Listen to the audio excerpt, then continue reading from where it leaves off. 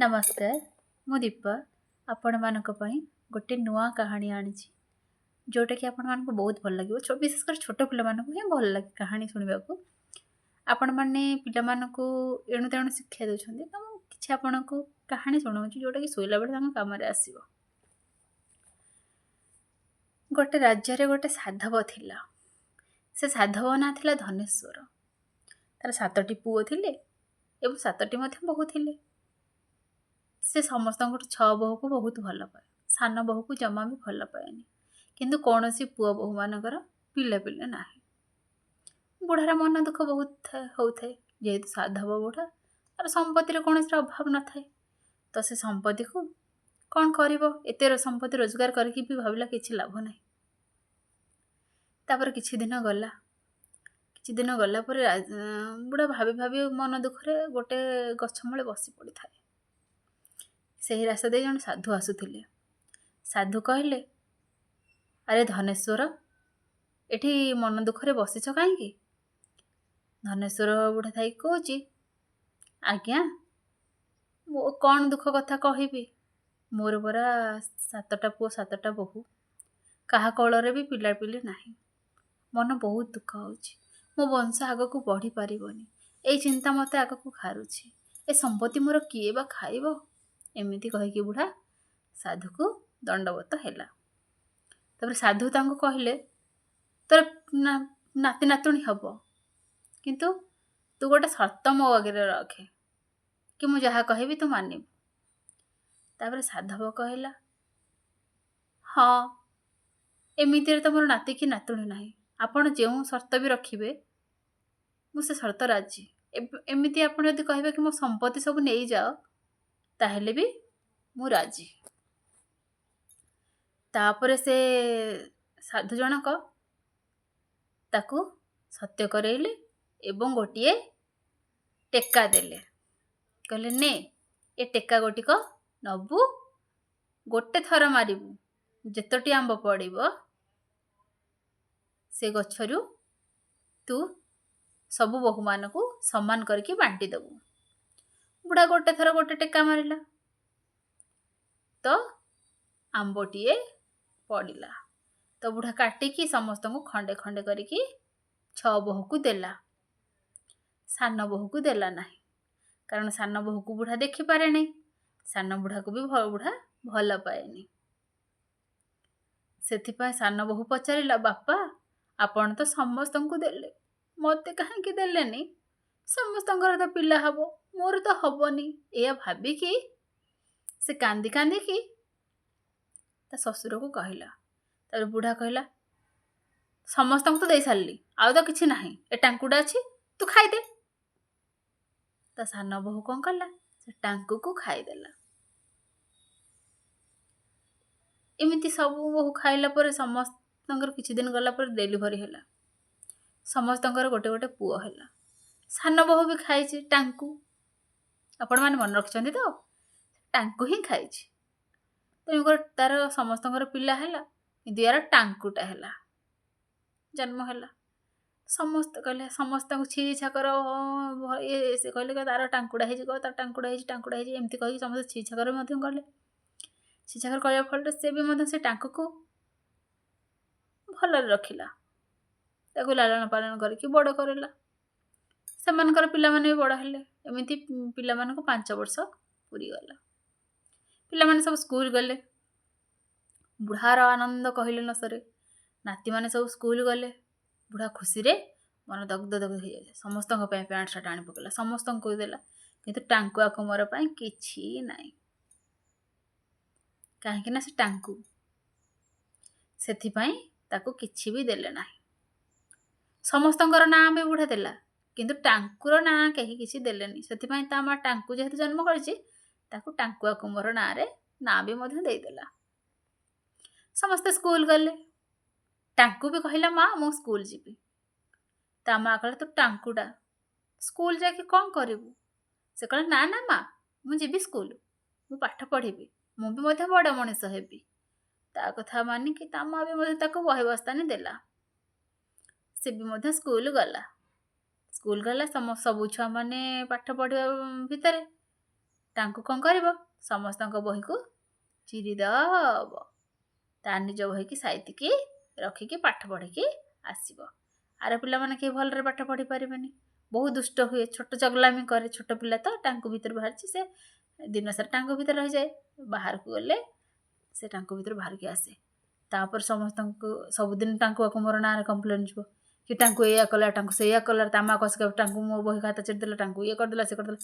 ସେ କିଏ ତାମା କହିବ, ହେ ଟାଙ୍କୁଡ଼ା ଆପଣ ତମମାନେ ସବୁ କହୁଛ ଟାଙ୍କୁ ଇଏ ଚିରିଦେଲା ସିଏ ଚିରିଦେଲା କହୁଛ, ଟାଙ୍କୁଡ଼ା କେମିତି ଚିରିଦେବ? ସମସ୍ତଙ୍କ କଥା ନ ଭାବିକି ତା ମା ଗୋଟେ ଦିନ ଏମିତି ଗଲା, ଗୋଟେ ଗଛ ମୂଳରେ ଲୁଚିକି ରହିଲା। ଧୀରେ ଧୀରେ ଟାଙ୍କୁ ବି ସେଇ ରାସ୍ତା ଦେଇକି ଗଲା, ସ୍କୁଲ ରାସ୍ତା ଦେଇକି। ଗୋଟେ ଗଛ ମୂଳେ ତା ଟାଙ୍କୁର ଖୋଳପାଟାକୁ ବାହାରିଲା, ତା ଭିତରୁ ଗୋଟେ ସୁନ୍ଦର ଛୁଆଟିଏ ହେଇକି ଗଲା। ତା ମା ଦେଖିଲା, ତାପରେ ଟାଙ୍କୁଟାକୁ ତା ମା ନେଇ ଆସିକି ତାକୁ ଲୁଚେଇ ଦେଲା। ତାପରେ ହେଠୁ ସେ ପୁଣି ଗଲା ସ୍କୁଲ ଗଲା ପରେ ସମସ୍ତେ ତାକୁ ଦେଖିଲେ ଭଲ ପାଠ ପଢ଼ିଲା ଟାଙ୍କୁ, ସମସ୍ତେ ସାର୍ମାନେ ଭଲ ପାଇଲେ ଟାଙ୍କୁକୁ। ସମସ୍ତେ କହିଲେ କି ଭଲ ପଢ଼ୁଛି ଟାଙ୍କୁ। ତା ବାବା ପୁଅମାନେ କେହି ଭଲ ପାଠ ତ ପଢ଼ନ୍ତିନି, ଟାଙ୍କୁ ନାଁରେ ମିଛରେ ଆସିକି ଅଭିଯୋଗ କରନ୍ତି ସବୁବେଳେ। ତାପରେ କ'ଣ କରିଛି, ଟାଙ୍କୁ ଆସିଛି ସ୍କୁଲରୁ, ଦେଖିଲା ତା ରାସ୍ତାରେ ପାଇଲାନି ତା ନାକୁ। ତ ଆସିଲା, ତାପରେ ତା ଘରକୁ ଆସିଲା ପରେ ତା ମା କହିଲା, ତମେ କିଏ? କହିଲା, ମୁଁ ବା ଟାଙ୍କୁ ଆକୁ ମୋ ଟାଙ୍କୁ କାହିଁ ଦିଅ। ସେ କହିଲା, ଟାଙ୍କୁ ମୁଁ ପୋଡ଼ି ଦେଇଛି। ତାପରେ ତା ଅଜା ଦେଖିଲା ଯେ ଏତେ ସୁନ୍ଦର ଛୁଆ, ତାର ସବୁ ନାତିଠାରୁ ଟାଙ୍କୁ ସୁନ୍ଦର ହେଇଛି। ତାପରେ ସେ କହିଲା କି ମୁଁ ଟାଙ୍କୁ ଭିତରେ ସବୁବେଳେ ଥାଏ।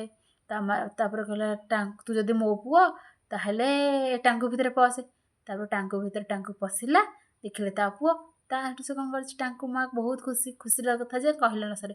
ବୁଢ଼ା ଦେଖିଲା ସୁନ୍ଦର, ତା ସୁନ୍ଦର ହେଲେ ବି ଟାଙ୍କୁକୁ ଭଲ ପାଇଲାନି। ତାପରେ କାଣ୍ଡ ପ୍ରତିଯୋଗିତା ହେଲା ସ୍କୁଲରେ। ସମସ୍ତେ ଆସିଲେ, ସାଧବର ପୁଅମାନେ ତ, ସାଧବ ନାତି ବି ତ, ସମସ୍ତେ ଆସିକି ମାଗିଲେ, ଜେଜେ ଆମକୁ କାଣ୍ଡ ଦିଅ,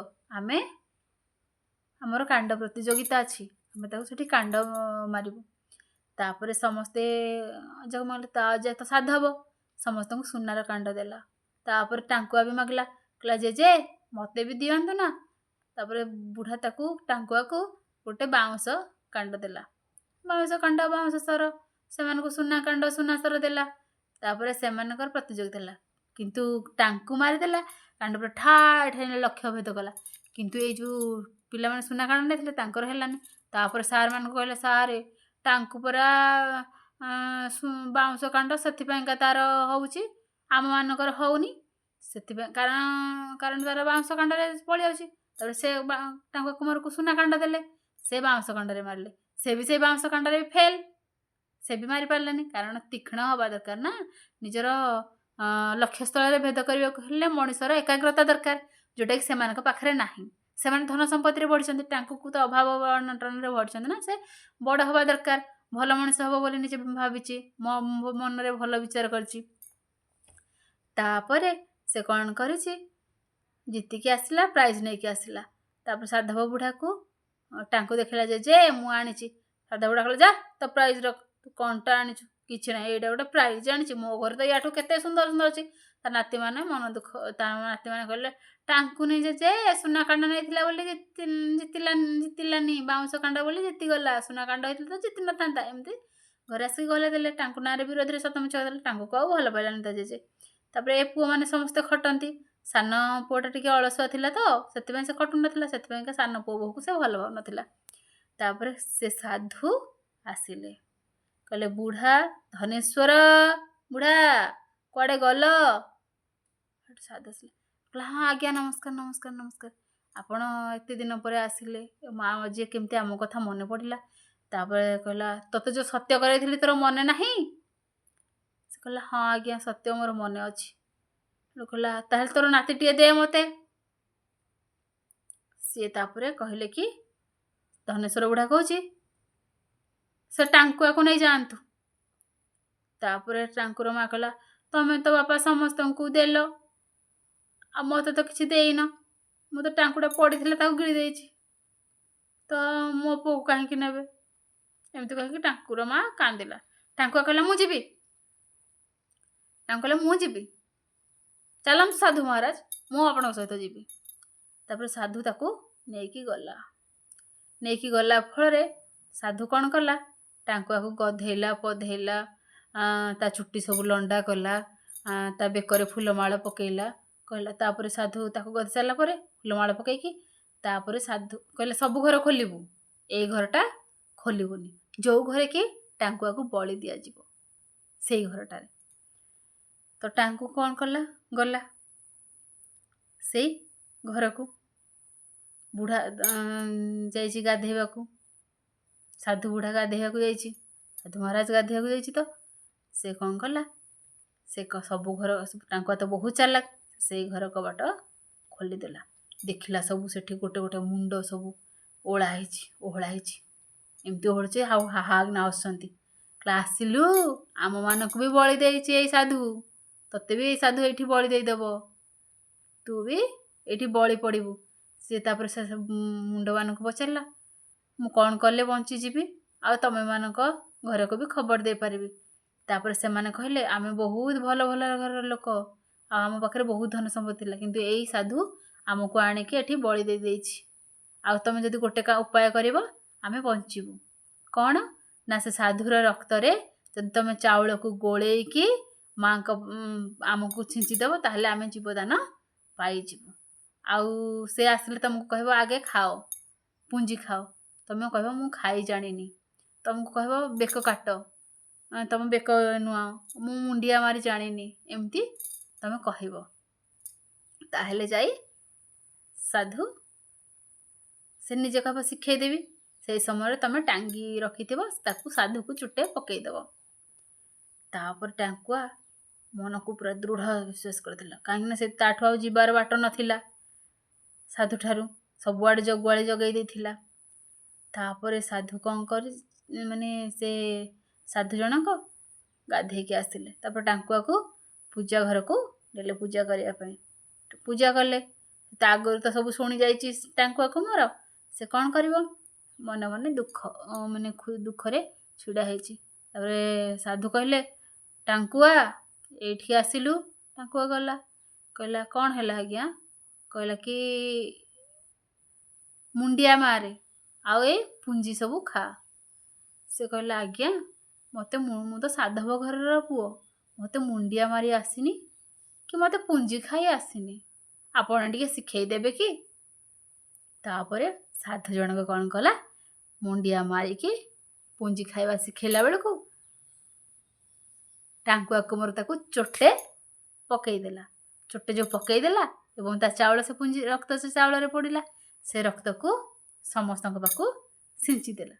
ତାପରେ ସମସ୍ତେ ବଞ୍ଚିଗଲା ପରେ ଟାଙ୍କୁଆକୁ ବହୁତ ଭଲ ପାଇଲେ, ବହୁତ ଧନ ସମ୍ପତ୍ତି ଶଗଡ଼ ସବୁ ଆଣିକି ଯୋଗେଇକି ତାଙ୍କ ଘରେ ସବୁ ଦେଇକି ଗଲେ। ଯେହେତୁ ତା ଜେଜେବାପା ଠାରୁ ବି ଆହୁରି ଅଧିକ ସମ୍ପତ୍ତି ଆଣିକି ସମସ୍ତେ ଦେଇଦେଲେ। ସମସ୍ତେ ବଡ଼ ବଡ଼ ଭଲ ଭଲ ଘରର ଲୋକ ଥିଲେ।